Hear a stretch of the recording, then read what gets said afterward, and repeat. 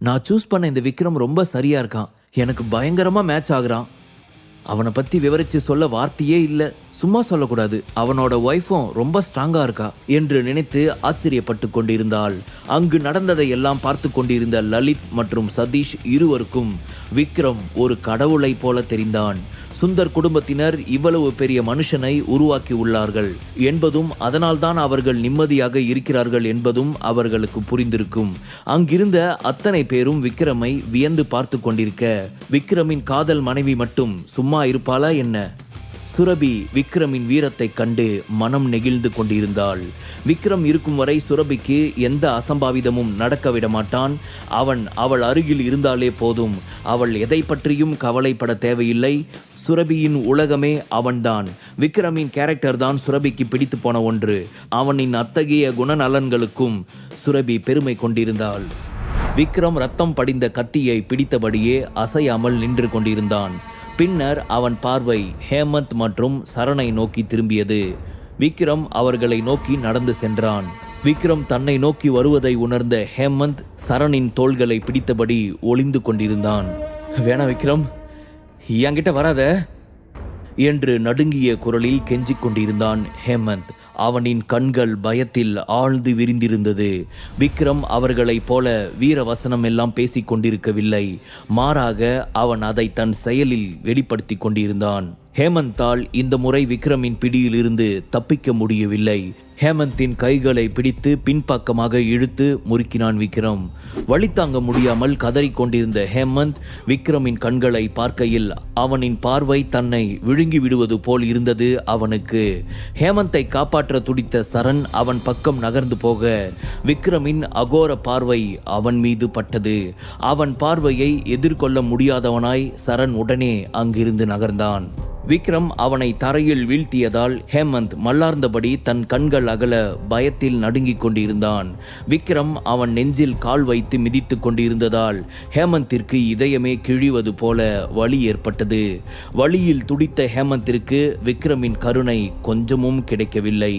ஹேமந்திற்கே இந்த நிலைமை என்றால் தங்கள் கதி என்ன என்பது போல் சரண் மற்றும் மோஹித் இருவரும் வியந்து அஞ்சிக் கொண்டிருந்தார்கள். ப்ளீஸ், எங்க எல்லாரையும் விட்டுரு என்று விக்ரமிடம் சரண் மற்றும் மோஹித் இருவரும் கெஞ்சிக் கொண்டிருந்தார்கள். ஒரு கட்டத்திற்கு மேல் தங்கள் மரியாதை கௌரவத்தை எல்லாம் இழந்தவர்களாய் விக்ரமின் காலில் விழுந்தபடி கெஞ்சினார்கள். சண்டை என்று வந்துவிட்டால் விக்ரமின் மன உறுதிக்கு எல்லையே இல்லை. ஒரு விஷயத்தை செய்தாக வேண்டும் என்று நினைத்தால் அதை செய்தே தீருவான். அவனிடம் மண்டியிட்டு தலை குனிந்திருந்த சரணின் முகம் வெளிரி போயிருந்தது. உண்மையில் சரண் ஹேமந்திற்கு ஆதரவாகத்தான் வந்திருந்தான். ஆனால் இப்படி விக்ரமிடம் சிக்குவான் என்று கொஞ்சமும் எதிர்பார்த்திருக்கவில்லை. விக்ரம் தன் ஆக்ரோஷத்தை வெளிப்படுத்தி கொண்டிருந்த நேரம் அங்கு 20க்கும் மேற்பட்ட பாடிகார்ட்ஸ் வந்து கொண்டிருந்தார்கள். கருப்பு ஆடைகளை அணிந்த கம்பீரமான தோற்றமுடைய அந்த பாடிகார்ட்ஸ் மேல் ஆங்காங்கே இரத்த கரைகள் படிந்திருந்தன. அவர்களின் பார்வை கூர்மையுடன் இருந்தது. சாதாரண பாடிகார்ட்ஸை விடவும் அதிக வலிமை படைத்தவர்களாக இருந்தனர்.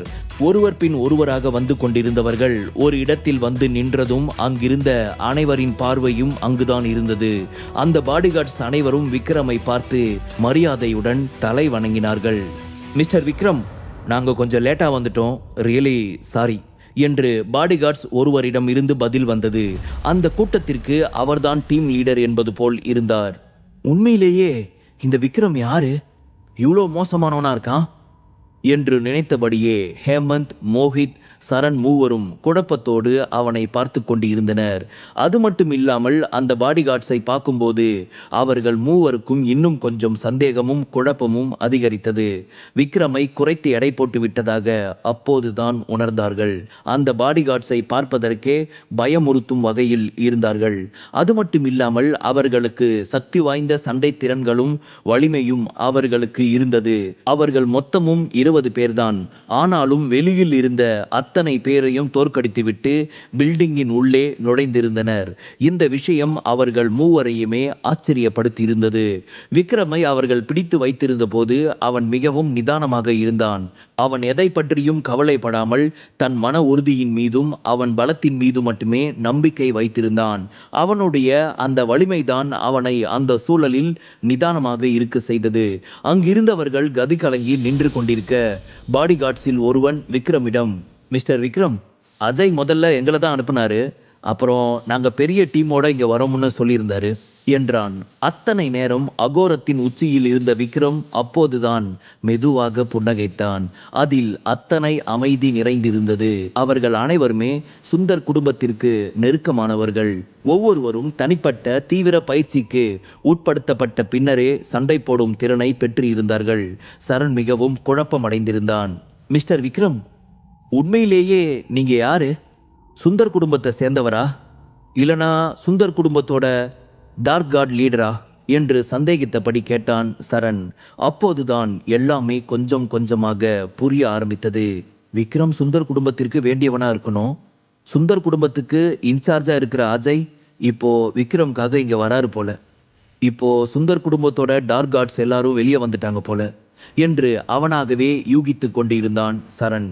டார்க் காட்ஸ் பற்றி சரணிற்கு ஏற்கனவே தெரிந்திருந்தது. இந்த டார்க் காட்ஸ்களுக்கு பயிற்சி கொடுத்து அவர்களை மெயின்டைன் செய்வதே மிகவும் கடினமான ஒன்றுதான். அதற்கெல்லாம் அதிக பணபலம் தேவைப்படும். அதிக செல்வாக்கு வாய்ந்தவர்களால் மட்டுமே இதை செய்ய முடியும். அதனால் சுந்தர் குடும்பத்தின் அளவிற்கு சரண் குடும்பத்தை சேர்ந்தவர்களால் டார்க் காட்ஸை வைத்துக்கொள்ள அவர்கள் செல்வாக்கு படைத்தவர்கள் அல்ல. விக்ரம் இத்தனை வலிமை வாய்ந்தவன் என்று தெரிந்திருந்தால் சரண் விக்ராந்திற்கு தகவலை சொல்லி அவன் குடும்பத்தின் டார்க் காட்ஸை அழைத்து வர சொல்லியிருப்பான். அவர்களால் விக்ரமை கொலை செய்ய முடியவில்லை என்றாலும் இழப்பு ஏதும் ஏற்படாமல் ஓரளவிற்கு அவர்களால் தப்பித்திருக்க முடியும். எதையோ யோசித்துக் கொண்டு இருந்தவனாக இருந்த சரண் ஒரு நீண்ட பெருமூச்சை விட்டான். அவன் முகமே சுருங்கி இருந்தது. விக்ரமை பற்றி குறைவாக எடை போட்டு விட்டதாக நினைத்து அவன் செய்த தவறுக்காக வருந்திக் கொண்டிருந்தான். விக்ரமிற்காக வந்திருந்த பாடிகார்டின் தலைவன், மிஸ்டர் விக்ரம், அடுத்து நாங்கள் என்ன செஞ்சு இவங்களை டீல் பண்ணணும் என்று விக்ரமிடம் கேட்டான். அடுத்து நிகழப்போகும் தீவிரத்தை உணர்ந்தது போல சரணின் மனநிலை டக் டக் என மாறியது. சரண் விக்ரமிடம் பணிவுடன் பேசத் தொடங்கினான். விக்ரம், நீங்களும் அஜயும் ஃப்ரெண்ட்ஸா? இதை நீங்கள் என்கிட்ட முன்னாடியே சொல்லியிருக்கலாமே. நான் உங்ககிட்ட மோதிரிக்கவே மாட்டேன். மிஸ்டர் அஜய எனக்கு நல்லாவே தெரியும். நாங்கள் 2 பேரும் டின்னர்லாம் சாப்பிட்ருக்கோமே. எங்கள் 2 பேருக்குள்ள நல்ல நட்புறவு இருக்குது. நீங்கள் யாருன்னு தெரியாமல் உங்ககிட்ட மோதிட்டோம். நாங்கள் பண்ண தப்புக்காக மன்னிப்பு கேட்டுக்கிறோம். எங்களை மன்னிச்சிடுங்க என்று கனிவாக பேசினான் சரண்.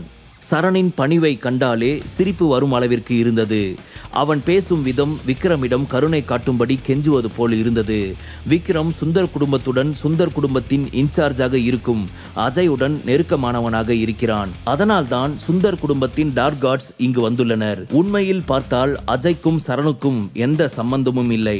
அஜயுடன் சரண் டின்னர் சாப்பிட்டது உண்மைதான். ஆனால் அப்போது அஜய் எந்த உயர் பதவியிலும் இல்லாமல் சாதாரண ஆளாகத்தான் இருந்திருந்தான். அப்போது நடந்ததை தான் சரண் பெருமையாக சொல்லிக் கொண்டான். அப்போது அஜய்க்கு அவன் பெற்றோருடன் பார்ட்டிக்கு செல்வது வழக்கமாய் இருந்தது. அதுவும் முக்கியமாக சக்கரவர்த்தி குடும்ப வட்டாரத்தில் அஜய் உயர் நிலையில் இருந்தான். அவனுடைய செல்வாக்கு அதிகரித்தது. அதன் பிறகுதான் சுந்தர் அஜய்க்கு இத்தகைய பதவியை கொடுத்தார் என்பது எல்லோருக்குமே தெரிந்திருந்தது. சரணின் எந்த பணிவான பேச்சுக்கும் விக்ரம் இடம் தரவில்லை. விக்ரம் நக்கலாக சிரித்தபடியே, முதல்ல அவங்க காலை உடைச்சி அப்புறம் தூக்கிட்டு வாங்க என்று பாடிகார்ட்ஸிடம் உத்தரவிட்டான். அதை கேட்ட சரண் பயத்தில் நடுங்கியபடி, இல்ல இல்ல இல்ல இல்ல வேணாம் மிஸ்டர் விக்ரம், எங்களை எதுவும் பண்ணிடாதீங்க என்று கேட்டுக்கொண்டான். விக்ரம் அவர்களை இந்த அளவிற்கு மரியாதை குறைவாக நடத்துவான் என்றும் அவன் இப்படி எல்லாரையும் கொலை செய்ய துடிப்பான் என்பதையும் சரண் கொஞ்சமும் எதிர்பார்த்திருக்கவில்லை. அப்போதைய நிலைமையை அறிந்த ஹேமந்த் தன் செல்வாக்கை பயன்படுத்தினான். இங்க பாருங்க, நான் 7 ஸ்டார் குரூப்ஸோட இளவரசன். அதனால என்னை எதுவும் செய்ய வேண்டாம். என் அப்பாவும் இன்னும் கொஞ்ச நேரத்தில் இங்க வருவாரு. எனக்கு ஏதாவது ஆச்சுன்னா அவர் கண்டிப்பா உங்களை பழி வாங்குவாரு என்றான் ஹேமந்த். அவன் பேசுவதை கேட்டு விக்ரம் எந்த ரியாக்ஷனும் செய்யவில்லை. ஹேமந்த் தொடர்ந்து பேசினான். நான் உனக்கு எவ்வளோ பணம் வேணும்னாலும் தரேன். 7 ஸ்டார் குரூப்ஸ்ல உனக்கு ஷேர் தரேன். உனக்கு என்ன வேணுமோ கேளு, நான் தரேன். ஆனா என்ன மட்டும் எதுவும் செஞ்சிடாத. நீ என்னை ஏதாவது செஞ்சனா என் வாழ்நாள் முழுக்க நான் வீல் சேர்ல உட்கார வேண்டி வரும். பரவாயில்ல, ஆனா கொலை மட்டும் பண்ணிடாத என்று அவன் குரல் கெஞ்சும் தொனியில் மாறியது. வித்தியாசமான கருணையை விக்ரமிடமிருந்து எதிர்பார்த்தான் ஹேமந்த். ஆனால் அவனை பொறுத்தவரை தோணுவது என்னவென்றால், ஒருவேளை அவன் கால்கள் மட்டும் இழந்துவிட்டால் 7 ஸ்டார் குரூப்ஸில் இருக்கும் அவனுக்கு உயர் பதவியில் தாக்கம் ஏற்படும். திறனை மட்டும் வைத்துக்கொண்டு பதவி இல்லை என்றால் என்ன செய்வது? அந்த வலியையும் சித்திரவதையையும் அனுபவிப்பதை விட இறப்பதே மேல் என்று நினைத்து கொண்டிருந்தான். அக்கணத்தில் 7-8 பாடிகார்ட்ஸ் ஓடி வந்து ஹேமந்த், ரோஹித், சரண் மூவரையும் பிடித்து கொண்டனர். மீதம் இருந்தவர்கள் ஓடி வந்து ஹேமந்தின் முழங்கால்களில் குத்தினார்கள். அவர்களின் அடி வலிமையானதாக இருந்தது. அவர்கள் அவனை 3 குத்துகள் குத்தியதும் ஹேமந்த் அலறத் தொடங்கினான். வலி தாங்காமல் கத்தியபடி தன் சுய நினைவை இழந்து கீழே விழுந்தான். அவன் முழங்கால்களில் இருந்து ரத்தம் வந்து கொண்டிருந்தது. அவனின் ஒரு கால் சிதைக்கப்பட்டது.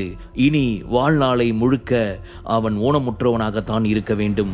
அவர்களின் பிடியில் சிக்கியிருந்த மோஹித், சரண், நிவாஸ் மூவரும், "ஏய் காட்ஸ், என்ன பண்றீங்க? எவ்வளோ தைரியம் உங்களுக்கு?" என்று ஒரே நேரத்தில் கத்தினார்கள். அவர்களுக்கு படபடப்பு ஏற்பட்டது. வியர்வை வழிந்து கொண்டிருந்தது. முகம் வெளிரி போயிருந்தது. 3 பேரும் நடுங்கியபடி விக்ரமையே பார்த்து கொண்டிருந்தனர். அவர்களின் முழங்கால்களில் ரத்தம் வழிகிறது. எலும்பு முறிவை ஏற்படுத்திய அவர்களுக்கு அந்த சித்திரவதையை கொடுத்தனர். விக்ரம் உண்மையிலேயே பலம் வாய்ந்தவன் என்பதை அப்போதுதான் அவர்கள் புரிந்து கொண்டார்கள். வலி தாங்காமல் தன் பொறுமையை இழந்த சரண், "விக்ரம், என் அண்ணா விக்ராந்த் இங்க வந்துகிட்டு இருக்கிறாரு.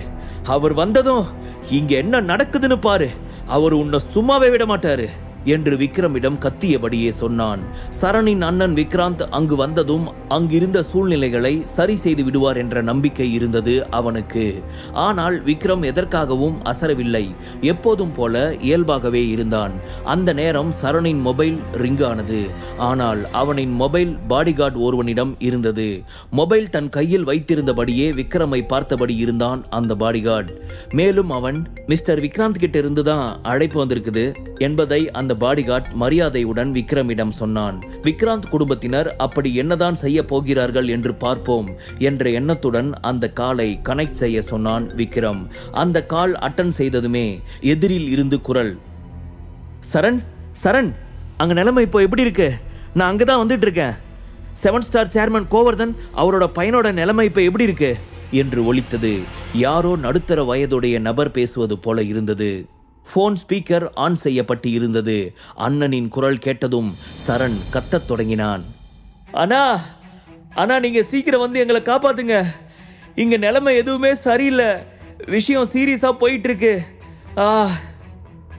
என்று வலியுடன் கத்தினான் சரண். "அண்ணா, கண்டிப்பா நீங்க இங்க வரும்போது டார்க் காட்ஸை அழைச்சிட்டு வாங்க. அப்படின்னா மட்டும்தான் நிலைமையை சரி செய்ய முடியும்" என்று மீண்டும் கத்தினான் சரண். அவன் கத்திக் கொண்டிருக்கும் போதே அவனுக்கு பின்னால் நின்று கொண்டிருந்த பாடிகார்டு ஒருவன் சரணை தாக்கினான். அவன் அடித்ததில் சரணின் பற்கள் சில உடைப்பட்டு வாயில் இருந்து ரத்தம் வழிந்து கொண்டு இருந்தது.